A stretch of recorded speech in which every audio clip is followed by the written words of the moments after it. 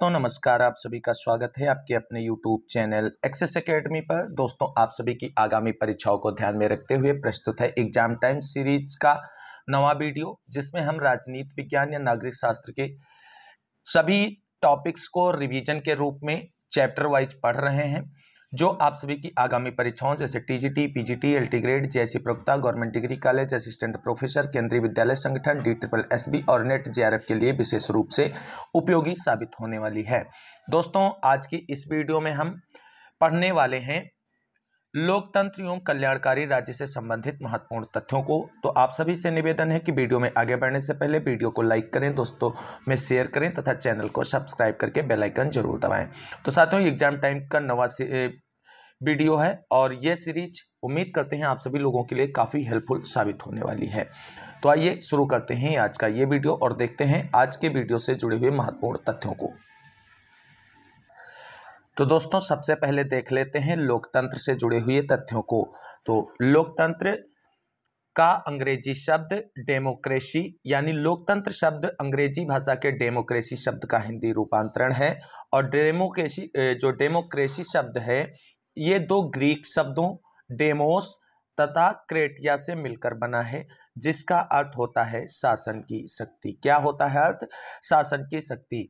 यानी लोकतंत्र जो शब्द है वो अंग्रेजी भाषा के शब्द डेमोक्रेसी का हिंदी रूपांतरण है, और अंग्रेजी भाषा का जो डेमोक्रेसी शब्द है वो ग्रीक भाषा के डेमोस और क्रेटिया शब्द से मिलकर बना है, जिसमें इन दोनों का शाब्दिक अर्थ होता है शासन की शक्ति। इस प्रकार इसके अनुसार लोकतंत्र उस शासन प्रणाली को कहते हैं जिसमें जनता स्वयं प्रत्यक्ष रूप से या अप्रत्यक्ष रूप से अपने प्रतिनिधि के द्वारा संपूर्ण जनता के हित को दृष्टि में रखकर शासन करती है। ब्राइस ने लोकतंत्र की परिभाषा को स्पष्ट करते हुए कहा है कि लोकतंत्र शासन का वह प्रकार है जिसमें राज्य के शासन की शक्ति किसी विशेष वर्ग या वर्गों में निहित न होकर संपूर्ण जन समुदाय में निहित होती है। वहीं सीले महोदय लोकतंत्र की परिभाषा लिखते हुए स्पष्ट करते हैं कि लोकतंत्र वह शासन है जिसमें प्रत्येक व्यक्ति का एक भाग हो। इन परिभाषाओं के आधार पर लोकतंत्र की निम्नलिखित विशेषताएं निकलकर सामने आती हैं, जो हैं, पहला है जनता का प्रतिनिधित्व होता है, यानी लोकतंत्र शासन व्यवस्था में जनता का प्रतिनिधित्व होता है। जनता के हितों का रक्षण होता है, यानी लोकतंत्र शासन व्यवस्था में जब जनप्रतिनिधि जनता के माध्यम से ही चुनकर आते हैं तो ऐसे में जनता के हितों का पूर्णतया रक्षा होती है। अगला जो विशेषता है वो है जनता के प्रति उत्तरदायी। साथियों, ये लोक कल्याणकारी या लोकतंत्रात्मक जो सरकार होती है या जनता के द्वारा ही निर्वाचित होती है, इसलिए यह जनता के प्रति ही जवाबदेह और उत्तरदायी होती है।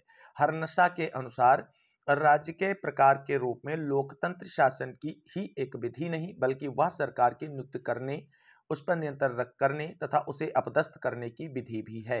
हर्नसा ने आगे लिखा है कि लोकतांत्रिक समाज वह है जिसमें समानता की के विचार की प्रबलता हो तथा जिसमें समानता का सिद्धांत प्रचलित हो। गिडिंग्स महोदय के अनुसार प्रजातंत्र केवल सरकार का रूप नहीं बल्कि राज्य और समाज का रूप अथवा इन तीनों का मिश्रण भी है। लोकतंत्र के प्रकारों पर अगर हम नजर डालें तो लोकतंत्र के दो प्रकार निकलकर सामने आते हैं। पहला है प्रत्यक्ष लोकतंत्र और दूसरा है अप्रत्यक्ष लोकतंत्र। अब इनके बारे में जानेंगे विस्तार से। तो हर्नसा के अनुसार शुद्ध रूप में लोकतंत्री शासन वह शासन है जिसमें संपूर्ण जनता स्वयं प्रत्यक्ष रूप से बिना कार्यवाहकों या प्रतिनिधियों के संप्रभुता का प्रयोग करती है। मिल के शब्दों में प्रत्यक्ष लोकतंत्र को स्पष्ट करते हुए लिखा गया है कि प्रतिनिधित्वात्मक लोकतंत्र वह होता है जिसमें संपूर्ण जनता अथवा उसका बहुसंख्यक भाग शासन की शक्ति का प्रयोग अपने उन प्रतिनिधियों द्वारा करती है जिन्हें वह समय समय पर चुनती है। वहीं बर्क के अनुसार लोकतंत्रीय आंदोलन शांति का आंदोलन रहा है और रूसो ने प्रत्यक्ष लोकतंत्र को ही सच्चा लोकतंत्र कहा है। तो यहाँ से प्रश्न बन सकता है कि किस प्रकार के लोकतंत्र को रूसो ने सच्चा लोकतंत्र कहा है? तो प्रत्यक्ष लोकतंत्र को रूसो ने सच्चा लोकतंत्र कहा है। आगे बात कर लेते हैं लोकतांत्रिक शासन की मूलभूत विशेषताएं कौन सी हैं। तो पहला है लोक प्रभुता में विश्वास, दूसरा है राजनीतिक और नागरिक समानता, तीसरा है राजनीतिक और नागरिक स्वतंत्रताएं, चौथा है व्यक्ति के व्यक्तित्व का सम्मान और गौरव, अगला है मानवीय विवेक में विश्वास और फिर है बहुमत का शासन, शक्ति विभाजन और न्यायपालिका की स्वतंत्रता और संविधानवाद। आगे बात करते हैं दोस्तों, फौरी तथा हाजटस के शब्दों में अगर हम बात करें तो लोकतांत्रिक राजनीतिक प्रक्रिया वाद विवाद, मेल मिलाप और समझौते की प्रक्रिया है। और वहीं हैरिंगटन ने कहा है कि लोकतंत्र की मान्यता है विधियों का शासन, विधि की सर्वोच्चता और व्यक्तियों का शासन नहीं। आगे देखते हैं दोस्तों, अब नजर डालते हैं लोकतंत्र अर्थात डेमोक्रेसी के गुणों पर। तो पहला गुण है जन कल्याण की साधना, दूसरा है सर्वाधिक कार्यकुशल प्रशासन, तीसरा है सार्वजनिक शिक्षण, अगला है मनोविज्ञान के अनुकूल, फिर है जनता का नैतिक उत्थान, और अगला है देशभक्ति का स्रोत, और उसके बाद है अगला है क्रांति से सुरक्षा, समानता और स्वतंत्रता पर आधारित और विश्व शांति का समर्थन। बर्न्स के अनुसार सभी शासन शिक्षा के साधन होते हैं, किंतु सबसे अच्छी शिक्षा स्वशिक्षा है, इसलिए सबसे अच्छा शासन स्वशासन है, जिसे हम लोकतंत्र कहते हैं। गैटल ने कहा है कि लोकतंत्र को नागरिकता की शिक्षा प्रदान करने वाला स्कूल कहा है। यानी ये पूछा जा सकता है दोस्तों आप सभी से कि लोकतंत्र को नागरिकता की शिक्षा प्रदान करने वाला स्कूल किसने कहा है, तो स्टेटमेंट आपका हो जाएगा, ये सा स्टेटमेंट गैटल ने दिया है। वहीं हाकिंग महोदय कहते हैं कि लोकतंत्र चेतना और उपचेतन मन की एकता है। आगे बात करते हैं, मिल के अनुसार लोकतंत्र किसी भी अन्य शासन की अपेक्षा उच्च और श्रेष्ठ राष्ट्रीय चरित्र का विकास करता है। वहीं गिलक्राइस्ट कहते हैं कि लोकप्रिय शासन सार्वजनिक सहमति का शासन है, अतः स्वभाव से ही वह क्रांतिकारी नहीं हो सकता। अब लोकतंत्र के दोषों पर नजर डालते हैं।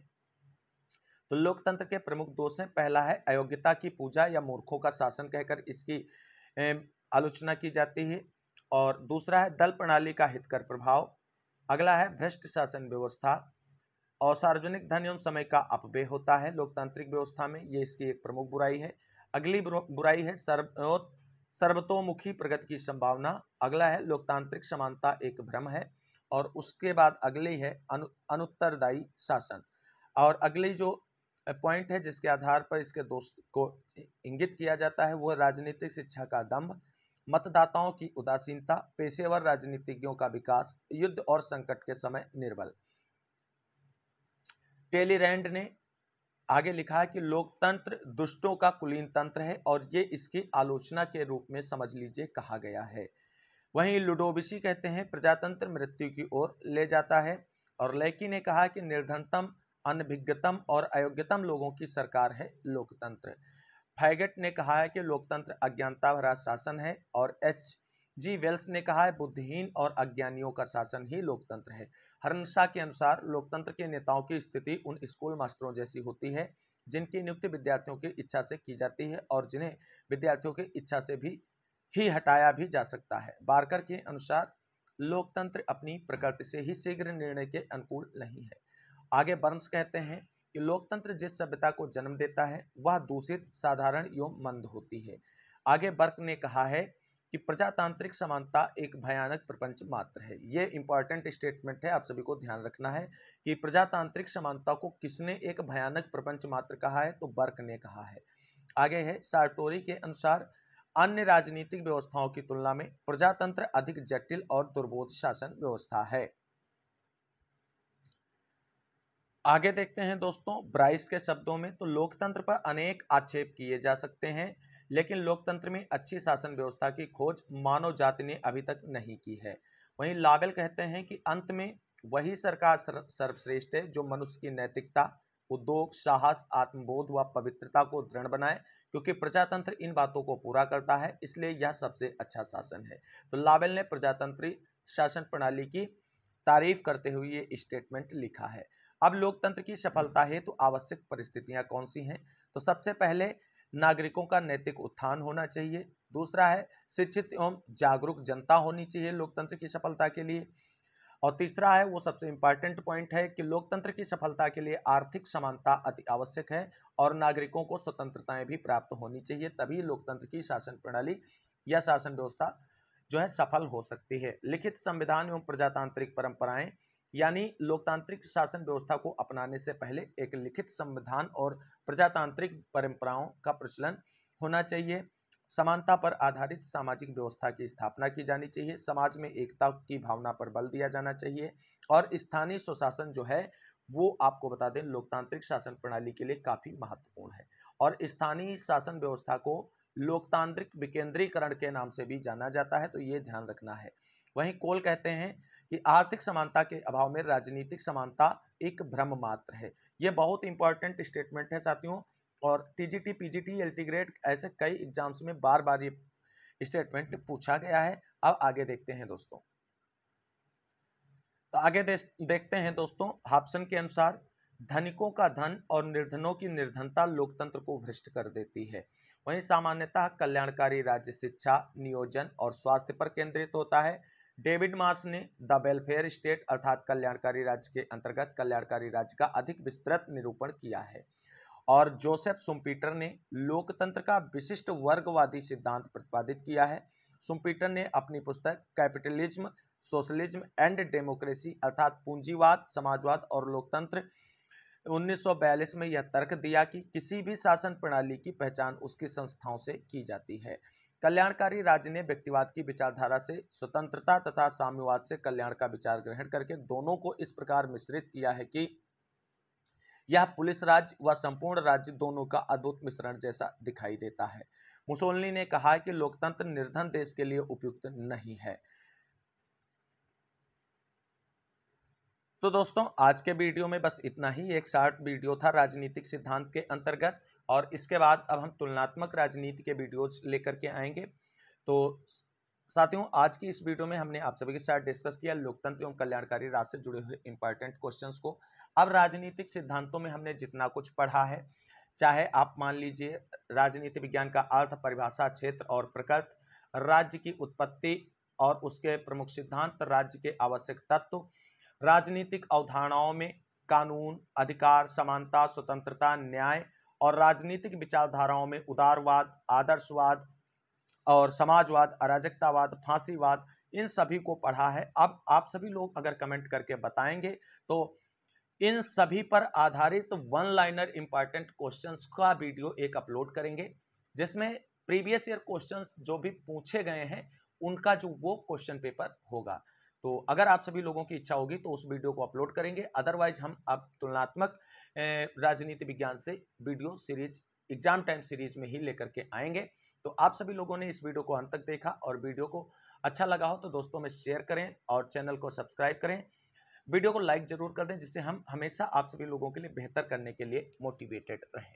तो मिलते हैं अगली वीडियो में नेक्स्ट टॉपिक की वीडियो के साथ। तब तक के लिए सभी साथियों को जय हिंद, जय भारत, वंदे मातरम। आप सभी साथियों का दिन शुभ हो और आप सभी का आने वाला एग्जाम बेहतर जाए। आप सभी लोग अपनी निश्चित सफलता के लिए अवश्य जुड़ सकते हैं। यहाँ पर केवल सही, सटीक और ऑथेंटिक कंटेंट ही आपको हम अवेलेबल करवाते हैं। तो आइए मिलते हैं अगली वीडियो में, तब तक के लिए एक बार पुनः आप सभी को जय हिंद, जय भारत, वंदे मातरम।